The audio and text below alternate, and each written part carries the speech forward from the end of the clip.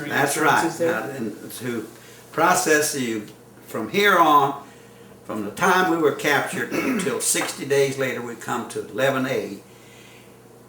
Now I'm going to be registered with the International Red Cross. From that point forward, you're usually safe as a prisoner because they must account for your body, whatever it is. Okay, so I come into this camp and the Limeys were running it. And they said, what you're going to do is we're going to give you some more water and you're going to get one package of food between two men. And you're going to be taking a trip that's going to take you probably about 2 to 3 days.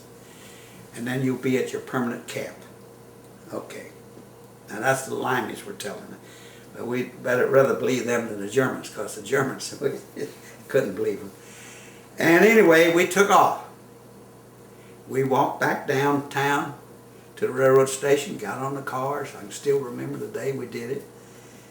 And we got on it and off we went. And about 2 days later, we come into a little siding way out in the country someplace, and off we got. And we were all intact. Nobody had died. But we'd had that whole bottle of water each, and we'd had a food package just given to us, so we had that to eat. Anyway, we walked into camp, and those Limeys were in charge there. Hey Leo, so what camp was your permanent 4B. So now you're in Stalag 4B. 4B, Okay. which is in Muhlberg. In other words, it's very close to the point where the Russians and Americans met when the war was over. So away we went. We got there, we got out, and they lined us up. And here come this old Limey Sergeant Major. He had a big mustache on, about that long, handlebars. And he wobbled out there, he says, now I want you boys to act like soldiers. None of this penny-weeny stuff. He says, I know y'all are U.S. troops, but U.S. to us means useless. Useless. Y'all ain't worth a damn for nothing. First we got to reckon down how sorry we were. And he said, now I'll tell you what I'm going to do. I'm going to warn you, but only one time. If you don't understand English, raise your hand. All right, then get up here close to me so you hear it. All 50 of us, we crowded around, real close to him. He says, you see that rack there, that pulley rack? That's where you hang your clothes. When you get your clothes on, you go into the next room, you go into the showers. Now, if you don't follow my orders to the strictest, what you might find coming out of that shower head is chlorine gas. And then we'll ship you, take you out and bury you. Here you got that. Now what you do is you go in there, and when the water comes out, what you do is you got 1 bar of soap, and the bar of soap was not even half that size, for 2 men, and it wasn't soap. Shit, it wasn't no more work of leather than flying the moon. But that's what you lather yourself down with and wash yourself off. Now when the Russian turns on the water, he'll start counting in Russian. You better count with him in your sorry American language. 1, 2, 3, 4, 5, 6. Because he's going to leave the water on for 10 seconds. And then he's going to stop and the water goes off. That first 10 seconds you have to get yourself wet and start getting the soap worked up.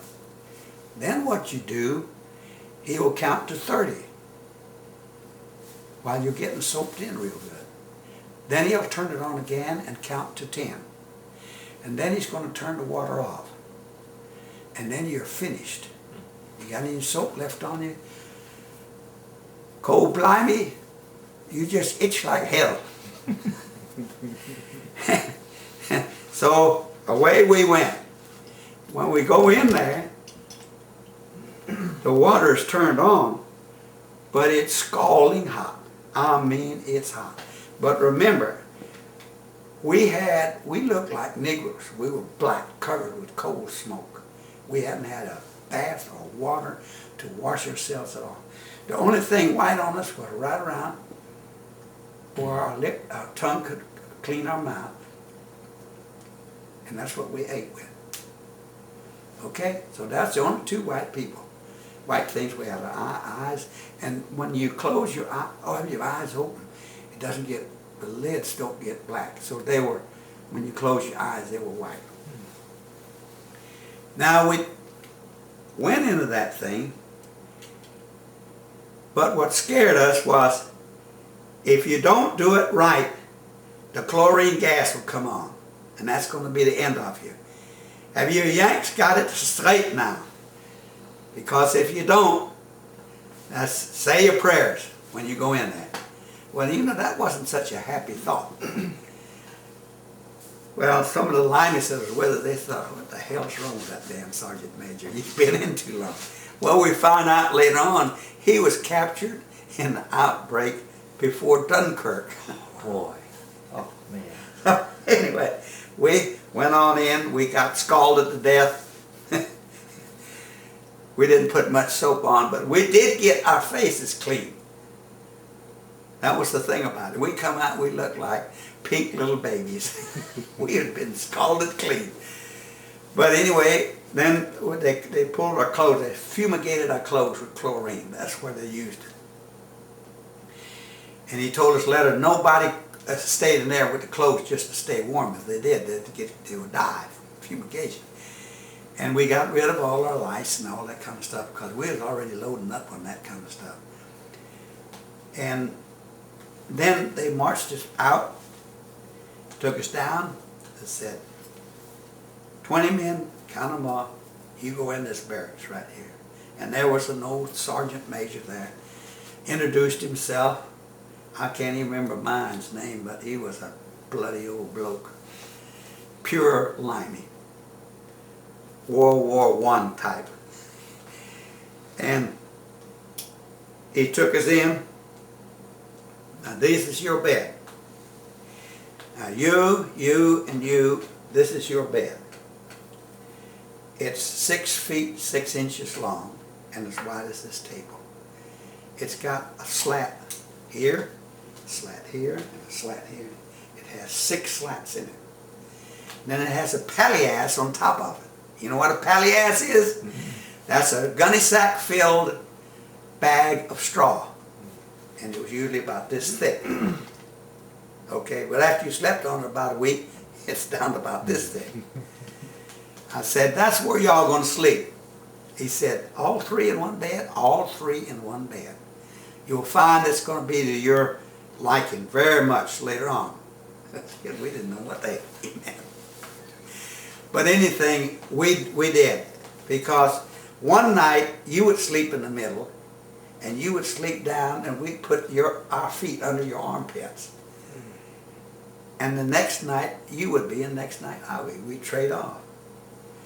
We'd take our clothes off and lay it on top of our bed to keep us warm, because we only had 1 blanket for every 3 men. And it was so damn thin you could see through it.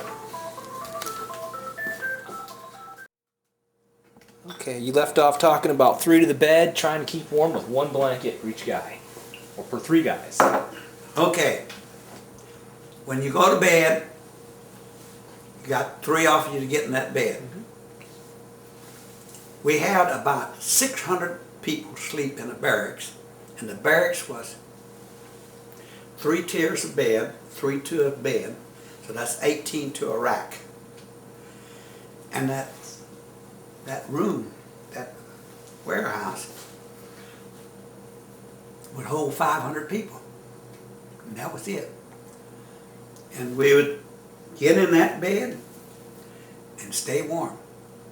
But to keep from getting respiratory diseases, they take out the windows and the wind blows straight through. Now, it's not bad in the summertime, but in the wintertime, when that Alps has a blizzard coming out of there, it snow piles up in the building, but that's all right. And we never had very few respiratory diseases. We could get rid of them because we had plenty of fresh air. And of course, Diarrhea was something you couldn't stop on any of them. They would get it sooner or later. But I only had it one time, and so I didn't have too much trouble. Normally, you'd say, well, if you only got a piece of bread like that, and about that thick, and 2 potatoes the size of a golf ball, and 1 cup of turnip soup or cabbage soup, could you gain any weight on it? You couldn't even survive it. That's the reason that Red Cross food package was very, very, very important. And it helped the Germans a lot. They didn't have to feed us that much. What we would get, let me see, where was I? You were talking about, you're in Stalag 4B. Oh, you were yeah. talking about how you're sleeping, trying to stay warm, and Yeah. just kind of day-to-day life in the So Stalag. that was the way we had to stay warm. We had to sleep together. Man, we didn't have any trouble with that.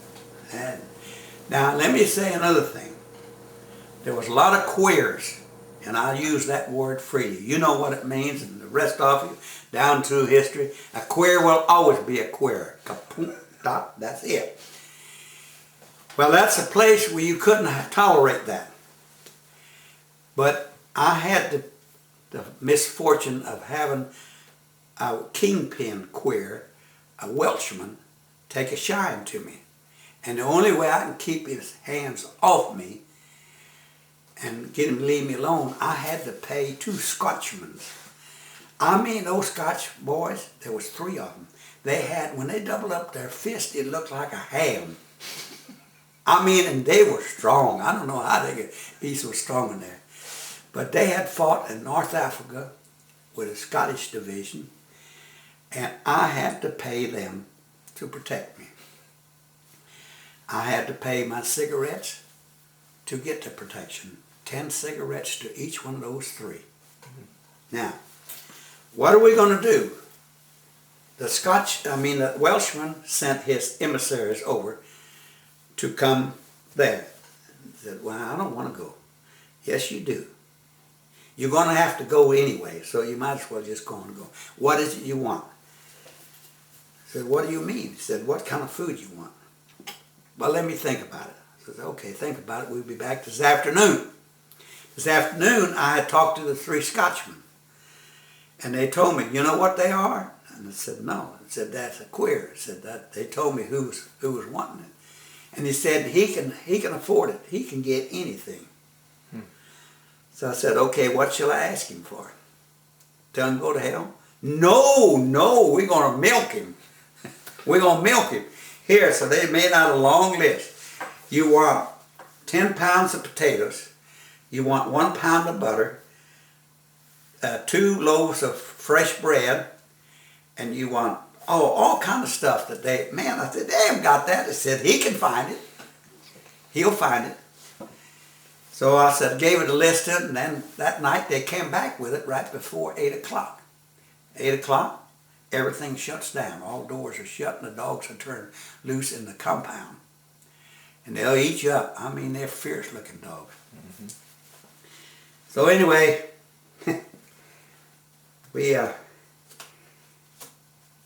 I turned them loose and gave them the list. They looked at it and said, okay. So that night, right before 8 o'clock, here they come. They brought in those boxes of all that stuff. Let's check it off. Okay. Well, I was starting to get scared. I said, where's my Scotchmans? They said, okay, come on, come with us now. We're going over and sleep with this queer. They grabbed me and pushed me on out. And right behind, I saw the Scotchman coming too. And they slammed those 3 guys, that queer that sent over to get me. They slammed them against the wall outside and read the riot act to them. They said, don't you ever tell him that he is never to accost him or even talk to him. When he sees him coming down the road, you run and hide from Westerholm. Don't you touch him. You understand? Now I'll tell you what we're going to do. What we should, which one of you are we going to stuff down the shysting hole? You know what a shysting hole is? That's a pit where we defecate and pee in. And they're going to throw you down that thing with the worms. And that's the last of you. That was the best place in the world to get rid of people. Well, that got their attention. I never was bothered anymore. I would see him sometimes coming down the walkway or whatever it was, and he'd see me, boy, he'd turn and go the other way. He wasn't about to get hurt because he knew those Scotchmen. I found out later those Scotchmen, they had a whole army of guys from different barracks so they could help each other. They were organized. Did you know that Limas even had an FBI unit in there?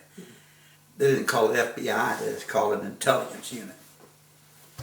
And they knew everything.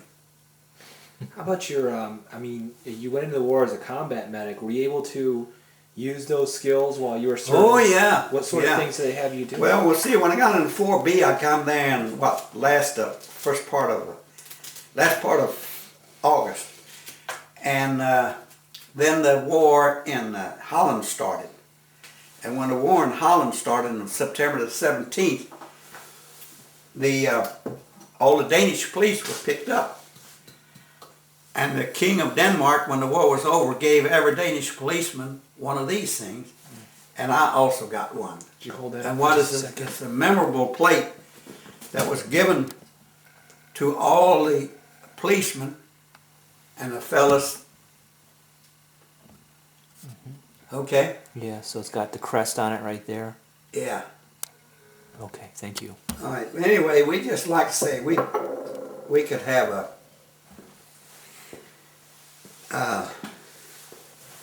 So like your skills as a medic were utilized then in the style. right, because when they came in and the Danish police were picked up, they were put in Nuremberg.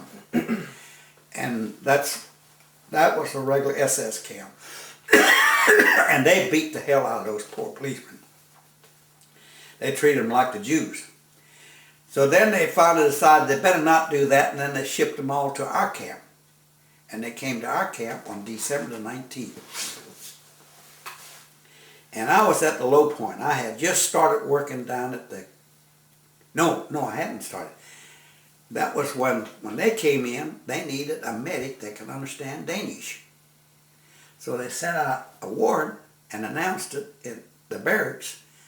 Anybody here that can understand Danish and has medical training, please report down to the hospital. So I did. There was a guy from Moscow, Idaho, and another guy from way up there in the north on the border, I don't know, North Dakota, South Dakota. And he was there. We all went down there. And I was a paratrooper, and this other guy was a, what do you call those goddamn guys? Ranger. And we went up there, and the medic, the British doctor said, I do not want you, but I have to take you because you do understand the language. Now we're going to give those Danes a Negro doctor from South Africa, and you'll have to work the best you can with him. We'd ask the Danes, says, what's your trouble? What you feel? Then we'd have to tell him in English to that Negro doctor from South Africa. Then he would tell us what he was going to do for him. What could he do for him? Give him medicine.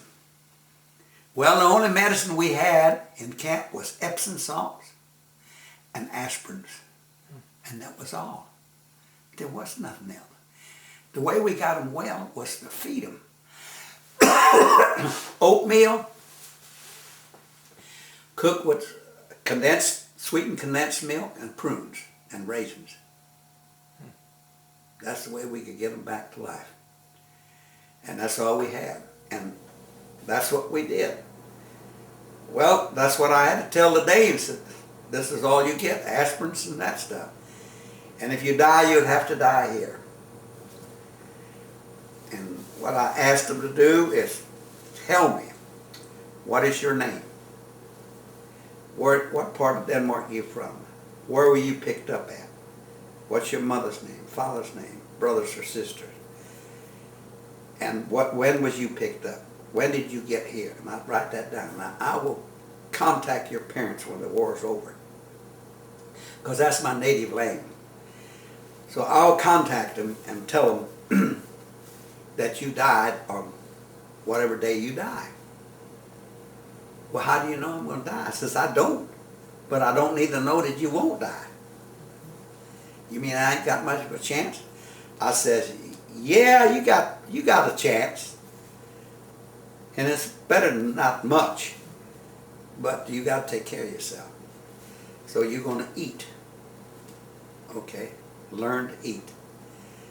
And the way we stayed alive and well, the medics, ward boys, that's what I was. I was a ward boy. We had 67 beds, and there's a lineman sergeant and an American paratrooper. We took care of 67 beds.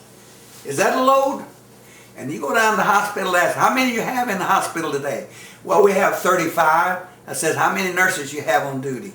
Well, we're short-handed. I said, we only have 20. Shit, you don't know what short-hand shit is. You have to wipe their butts and you have to feed them. And then whenever they die, you got to take them out to the latrine, and then I have to prepare them for burial. Was that something you had to do frequently? Yeah. Yeah.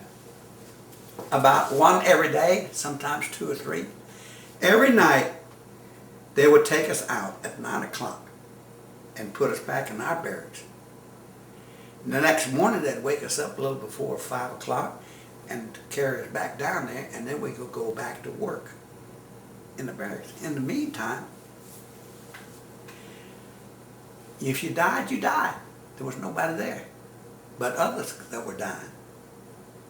What sort of ailments caused most of the deaths? Was it like dysentery or? Yeah, diarrhea. Yeah. And pneumonia. Pneumonia was very bad. You got pneumonia, there was nothing we could do for you. Just make you comfortable, let you die. This list that you made of people who had passed away, what did you end up keeping this list? I kept that list. I kept that list. Now let me see.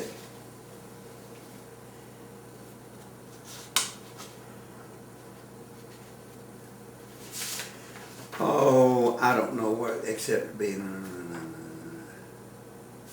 Nope, that's not what it was. A question, am I crazy? No. As a PW, I worked in a prison hospital. I was one of only 2 Americans allowed to work in the prison hospital. It was operated by British doctors captured in May of 1940 in Holland and France before Dunkirk. I worked the last part of 44 and in 45 until the Russians transferred all our patients back to American control. I finally got back to American control about June the 6th, 1945, 1 year after I was captured. Now, as a ward boy in the prison hospital, myself and my British sergeant handled 67 beds in our ward. I don't have to remember that. I wrote it down. We were allowed to enter our ward at 5 a.m. by German guards and removed at 9 p.m. From 9 p.m. until 5 a.m., all prisoners who expired in that time frame did so by themselves. No ward boy or doctors were allowed in the ward. Our ward averaged from 2 to 10 deaths per night. Okay? You write it down, then you don't forget it. When I started to work as a ward boy, as a medic, I weighed 115 pounds, and I maintained that weight only because we ward boys could eat the food of any prisoner who had died during the night. Our best treatment for starvation was food, such as oatmeal cooked with butter, sugar, prunes. This extra ration was eaten by the hospital workers as a reward for our long hours, 16 hours a day. Cold, cold, and more cold. I never got my feet warm enough to feel them. I always maintained a dull, dead feeling. which even persists to this date when the weather is below 75 degrees. I feel cold, and I feel like it. When I am in the air-conditioned room, I get cold even in the summertime in South Texas. Heat I can live with. Cold below 78 degrees is cold to me. I was responsible for the burial preparation of 135 American soldiers who died in my ward. I had recorded the illness, the cause of death, the date of capture, and details of the same, and also the name and address of the prisoner's family. These records I kept so I could write each soldier's next of kin the hour and date their soldier boy died. When the Russians took over our camp, 4B, they burned the German officers to the ground. So there the records went. Missing in action. They're still missing in action. I know there's some of them. I know them. They're dead. But they said, we haven't got the proof of it. They said, you got my proof. They said, hell, you weren't an officer. You don't count. So you got to be an officer before it has any might to it. This was the repository for all our records of our death. Upon return to American control, I ended up real quick at Lahore at Camp Lucky Strike. Here, now that was a place where everybody went home from. So after the war, after the camps were liberated, they sent you there. Yeah, well, they sent all the prisoners there, and they also sent regular American troops there too to be processed out and shipped home. While at the mess hall getting our food, a good American meal, I had all my belongings stolen by the rear echelon soldiers. They stole all my war booty and the records I had kept on 135 Americans. That made me mad and sick as hell. I was as mad as the rest of the XPOs were when we discovered our belongings and mementos had been stolen by those low-down son of a bitches called rear echelon troops. If we could have gotten a gun, a bunch of those SOBs would have died right then and there that very day. Boy, we were mad. Why did we not beat them up? Ha! We were all weighed between 90 and 115 pounds. How could we beat up on those fat son of a bitchin' thieves? Huh? Yeah. Tell me about it. Can't. Okay, you can't. On the second day back to the U.S., a group of XPOs called a bunch of cowards. We had stopped on our trip from Camp Miles Standish in Boston to Fort Sam, somewhere in Arkansas. Now, since the steam engine was broken, we had 2 hours to wait. We went to a big Walgreens drugstore to get something to eat. Okay? Just a little wide spot in the road. When the employees found out we were XPOWs, they announced it to all in the drugstore that a bunch of cowards were trying to get to eat. We were refused. Now that hurt, but it's not been the last time. It still happens. Really? Yep. My county service officer, he said, shit, if you'd have been a Marine, we got you back, we'd have given you a dishonorable discharge and drummed you out of the Corps. But the VA has now said that I'm 100% disabled. I've been 100% disabled for 5 years. But I should have had that standing way back there. You think that because you were a POW, it prevented you from getting that? Yeah, Really? because they didn't know a damn thing. It all started changing when the Russians and the Finnish got together and figured out what different things does to you. My feet were frozen. I couldn't feel them from October till next May. that hurts. Okay? And they think, hell, I can do everything. I'm just a damn baby. Another thing, that diet we had, what do you think that did to our stomachs? Shrunk it up. No, it didn't shrink it up. It messed it up. But good. Anyway. Well, after all these years, Leo, you've already mentioned several events that occurred to you while in the prison system that were quite striking. Are there any more that strike out after all this time? Now, did you see any of your buddies wounded in the prison camps later, that after D-Day. I mean, Oh yeah. could you explain Our some of camp, those? we kept getting troops all the time, more so. Because I worked in a hospital. So in the hospital, when they come in, some of us in the hospital, we had to take the guys down and get them deloused, delouse their clothes and give them a bath and pick babies out of them. And then we get them ready, put them in the barracks with other soldiers, and then when the Germans needed a commando group of, say, they usually took 50 people at a time, and you would be taken to a sugar factory. That's where you'd work in a sugar factory, or you'd making guns and ammunition or something like that. Okay, and they just make us do military work. Well, we weren't in no damn position to tell them we ain't going to do it. I'll refuse to. They come up with a pistol behind your head. You going to what? Pow! Your head blows off, and you see your buddy get his head blown off. You going to try it? No. Dead here ain't worth a damn. Right. See? So anyway, that's the reason. I'm not crazy. What about the when you were initially captured after D-Day? Yeah. Of course, you had people that you went through training with that you knew very well, Oh yeah. and they were probably in a similar position that you were in terms of laying the wrong spot, outgunned. Right. Did you see any of those initially? Did you see any of those wounded men that you knew very well come in that you Oh, had yeah. to tend to? Yes. I saw Sergeant Clapper come in, and I have that all recorded in this thing. He came in, he had 2 men with him. They got in a firefight, and a German machine gun, an MG-43, hit about 3 shots in his back and blew his guts out 15 feet in front of him.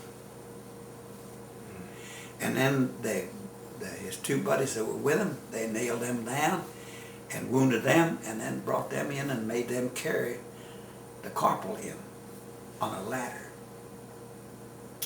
And they come stumbling in, and there I was at that road ditch with that other German medic. Yes. And they laid him down, and I saw that Clapper wasn't going to make it. I knew he was finished. So I hit him one time with a morphine like that, got his hands up out. He had his hands in his belly. So he was conscious then? Oh, well, kind of. Really? And I got his hands out, and I got him up here, and I said, Clapper, this is Westerholm, the medic. Yeah. Can you fix me up? I said, yeah. I said, you're lucky, real lucky. There's a hospital not more than a half a block from here, and you're going in next. But I got to get you this shot. So I gave him 1 shot. Then I said, now, fold your hands. I knew he was a Catholic. And I said, Fader vår, du som är i himlen. Hellig vare ditt namn till oss kommer det rike. That's saying the Lord's Prayer in Danish. And he looked at me, looked around, and I got through and said, we Danes always say the Lord's Prayer, 3 amens at the end. Amen, amen, amen.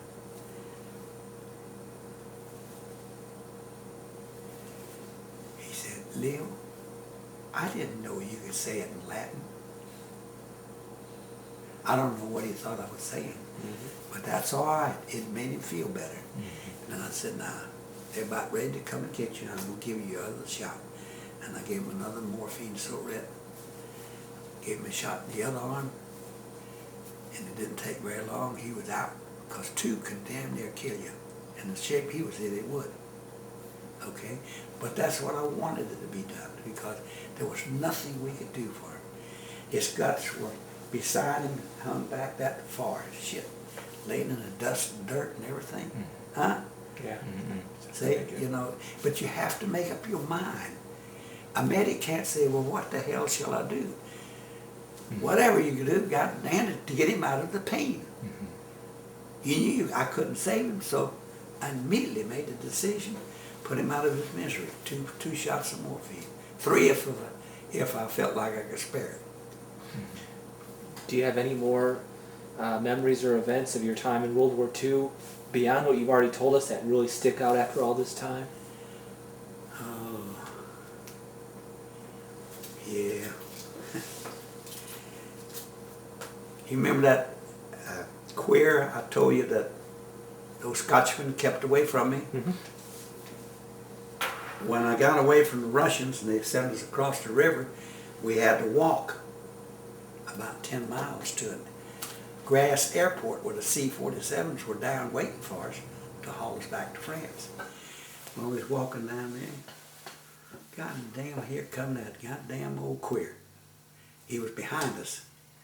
And I immediately told my other buddies, I said, hey, that goddamn queer, that Welshman is behind us. Well, who's he? He says, hell, he'll kill you. He said, I stuck a knife in the back, I took his food, and the Scotchmen, they kept him at bay. And they said, okay, he said, stay right close. They packed in real close, and they slowed up, and they walked right on by. I don't think he even knew I was there. But that's when I got scared, because this is where you can end up in the Russian zone and get yourself killed. Now what the hell? Right. Another body, throw it in a damn pit. Especially after making through everything you made it through. Yeah. You're like, I want to get the heck out of here now. I want to get, that's right. That's right. Another thing I had, is that thing still counting? Yes, it is. Okay, I want to tell you something. This is gruesome, both to you all up there, but it's the gospel truth. While we was at Risa, that's right before we were released by the Russians, they let us out of the barracks we were in, and we could walk around town, but not leave the perimeter of the town. It wasn't a town more than about 1 square mile. So we walked down to the central part of town, the park, and we met some German women there and a couple of little girls. And while we was kind of listening to them, I thought the one sounded like she wasn't speaking German. So I went up and I looked at her. I said, "Kan du tale det danske sprog?" And then she answered me in plain Danish, "Ja, det kan jeg godt nok." Yes, that I can, very well. I says, "Mit navn Leo Westerholm, og jeg var en krigsgefangene." "Ja, det kan jeg godt nok se." "Hvad gør du her? Går du ikke tilbage?" "Nej, Ruski vil ikke lade os gå tilbage. The Ruskies won't let us go back." Okay? And it said, well, we need more food to eat. All the Russians feed us. They butchered a horse the first day. That's about the 3rd or 4th day. And they put it in a big pot with vegetables and potatoes and everything, and it was real thick at first. Now they extended, they just take a fire hose and run it full of water and heat it back up. And they've been doing that for 3 days, and it's pretty damn thin now. Now that's the way they extend, right? Yeah. Then the Russians weren't dumb. They were pretty smart. We were just prisoners of war. We didn't count for nothing. Thin soup, thick soup. But anyway, away we went. And I said, well, how did you happen to get into here? He says, well, I worked for Luftwaffe. That's that German Air Force, German civilian airlines. And I was stationed in Iceland. Iceland is a Danish protectorate or whatever it was. So when the war started, I couldn't get out of there. And then the Germans came in there, and my husband that I married, he was a German officer. He came in there, and we got married then. And then I had children with him. And this right here is my daughter. She was 8 years old. And she said, I want you to help me out and help out my friend here. She has a 12-year-old daughter. And we want you to get 3 of your other fellas and come where we are staying and help protect us from the Russians raping us. And I said, are they pretty bad? They said, ja, de knipper os hver aften 3-4 kind of 3 or 4 times a night. And I said, well, they don't mess with the children. Yeah, they Gertie. That little Pia there, who had that 6 times in one night. 6 Russians. Wow. See, so this is the damn thing. We said, now, well, how can we help? Well, if you're there with them and you're laying on them, they won't mess with you. They'll come in and stick a flashlight in your face, and they'll see you're an American. They'll leave you alone. Are you sure? Yeah. We had 2 Americans in here, but they left. They went on across the bridge, got across the bridge somehow. Well, maybe. So I said, well, I'll get 2 or 3 of my other buddies. I said, how many are you women here? And he said, well, it's myself and these other 2 women and the 2 girls. I said, well, how many, you want 5 of us to come? Yeah, 5 of you. He said, but I want you to sleep with my daughter. Okay, but you can sleep with me, you can use me, but then you want to stay with my daughter when a Russian starts coming in here at night. Okay, so I went back and told the other guys, and they said, you mean we're going to get some free stuff? I said, that's right, you're going to get free stuff. Well, let's go. We were starting to get a little stronger then. So, anyway, we started down there about 3 o'clock in the afternoon. Nice sunshiny day. Now this is about May, first part of May. The war was over. And as we was walking down there, out of the house came a girl with a pram. You know, that's a little child's baby buggy. And they had a child in there. And she got out and she went down the street. Now, the streets there, they're just good as our streets, but they have a big stone fence between the street and the house yard, front of the yard. And she come out. She was coming down the street, just going and everything. And one of the guys said, hot dog, that'd be a nice one. And about that time, here come 2 Russians out of a house with Tommy guns. And they were drunker than heck. And they come out, and they saw that girl, and they hollered at her, and she started running, and they started firing at her over her head with the Tommy gun. Well, she stopped out of fear, right? And then the one put his Tommy gun down and started taking off her clothes, pulling up her pants, down her pants and up her skirt. And got with it right there at 3 o'clock in the afternoon on the side street. Huh? Right in front of God and the devil and everybody else. And us too. Jeez. Well, now, we don't want to get killed. We want to get home. Right? We ain't going to interfere. Well, before anything else could happen, the baby started crying.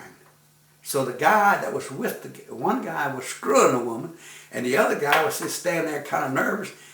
And finally, when the baby was crying, he went over to the damn baby bug, stuck his gun down, pulled the trigger, and let off about 5 rounds. And the baby quit crying. It's dead. You guys must have been repulsed. Where did we go? Yeah. Where were we? I felt bad about it. We all felt bad about it. But we were going to get killed if we stuck our nose in there. They had the guns. And there's one thing you learn real quick when you're a prisoner of war. If you're at the wrong end of the gun, you don't give orders. And we were definitely at the wrong end of the gun.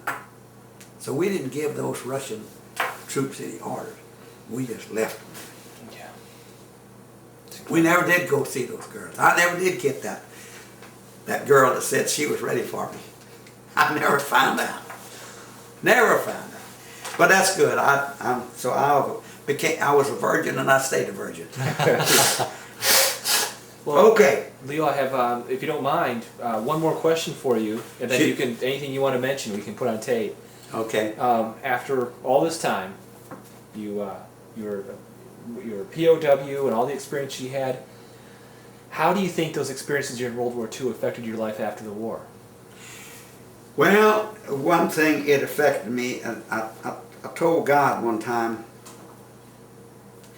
when I was sitting there, get me out of this and I'll do anything for you. You have to talk to God. You know how easy it is to talk to Him? Just like picking up a phone. Hey God, I want to talk to you. Got a bad problem. I got a bad problem. Okay? What are we going to do? Help me. Give me strength.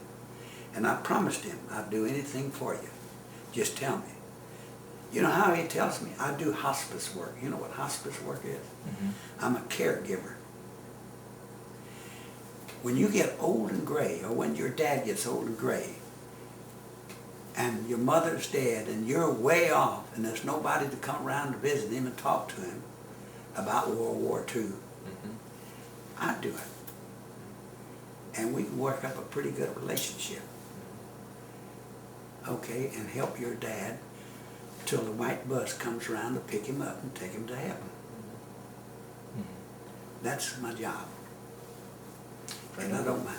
The other thing I do, I'm in charge of the VFW firing squad for the graveside services we always have when a guy's buried. He wants a military funeral, we give it to him.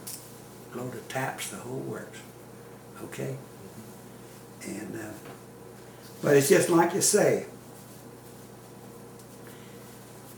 I don't know. I sometimes I don't know whether I'm going crazy or not. Can I ask you a question real Yes, quick? you sure may. Whenever the war was ending, did you have an impression that the war was about to end? How were you liberated? Oh yeah. Listen. April the 23rd, 1945. It wasn't looking too good for Hitler. In fact, he was just about dead, but didn't know it. May the 8th, they finally capitulated. On the 25th, the Russians rode up to the side of our camp. A Cossack unit, about 150, 200 horsemen. Well armed. And they stopped there and then they rode around to the gate. And of course, by then, the Germans had already left. They had left that night, but we didn't know it. They had just snuck off. They knew the Russians were going to be close. And they knew that their life was very much in danger. They were going to get shot immediately. It wouldn't be long. Because there was Russian prisoners in our camp, and they was said, shoot that son of a bitch. And they would. Okay? So what happened was the British and American sergeants decided that they would let the Germans take off at 12 midnight. Before the Russians got there, and they told them to get the hell out of here because your life ain't going to be worth a plug nickel. And they took off. So at 7 o'clock in the morning, we got up and we went outside to stand to be counted. Because the first thing they did in the morning was see how many escaped during the night. And that way they would count them off. And we knew we had to be counted. So we were standing there waiting to be counted, and here rode up the Cossacks beside the fence. Damn boy, we who, hey, damn glad to see you. About damn time you got here. They rode around to the front. And they came in, they said, where I am now the camp commander. Everybody get ready to start walking home. Okay, so we went back to our barracks. Then another Russian drove up in a car. And he said, I'm camp commander now. And he said, no, you're not. Stay back, get back in your barracks and stay put. The first day, from sun up to sundown, we had 7 camp commanders. There was nothing but total chaos. We was getting ready to leave and going back, going back. But we didn't get any food to eat. So they finally, that evening, said, well, hell, go get some. Where? They said, hell, go on into town. Get what you want. If they won't give it to you, shoot them. Take it anyway. Oh, no, we couldn't do that. Well, you son of bitches, you. What was your impression of your liberators, of the Russians? Well, They were a bunch of uncouth, uncultured heathens. And they looked at two. They looked next to a wild man. They were filthy dirty. There were men and women in the service. Didn't make any difference. And they might be a infantry woman or infantry man or a doctor or a nurse, or might even be a commander, women commanders. They were a motley looking bunch, I can tell you, but and smell, God almighty. Is there anything you'd like to add that we haven't covered in this interview? Yeah. I just hope that we never have to go to war like that again and drag it out that long. Because when you're a prisoner, you don't know what's going to happen. What's that little girl in Iraq? Jessica Lynch? Mm-hmm. How do they know she didn't get laid? Yeah. They don't. They said if they do that, they make everybody mad, right? And those that say it, they said, oh no, they didn't get laid. He said, that's just Bush wanting to make hay while the sun shines. There's always the camps on both sides. But I'll guarantee you one thing, I don't believe the girls should. They can help out, but they can be the nurses, they can be the supply lines, service units and stuff like that, but nothing come up close to combat. Keep them out of that area. Because I tell you what, you know damn good and well a girl doesn't have a chance. She's going to be used. And if she doesn't think so, what all she has to do is, like the Japanese took one girl, and one night, 24 soldiers later, she died. It's a hell way to pass away. Yeah. I agree. And it's just, it's horrible, it's terrible. War is hell. It's not meant to be anything but that. And you say, why should we have wars? Well, that's real easy. Can you get along with your brothers and sisters, your cousins and aunts and uncles? Don't you have one of them that's kind of a nut? Huh? Yeah. And what do you want to do with him? Put him on the floor and stomp on him. Get rid of him. And that's the reason we have wars. Damn it, I don't care if it's always going to be that way. Yeah. And I'm not big enough to be able to stop it.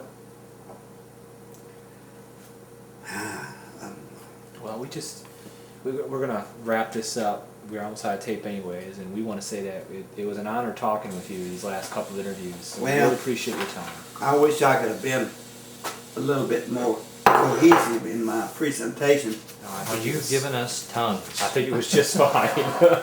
Yeah, I think we got 3 tapes, and typically we're able to record an interview on one. So I think the fact that you documented a lot of your experiences made this a pretty worthwhile interview. Did I give you this one? Okay, we're gonna shut this down. No, sir.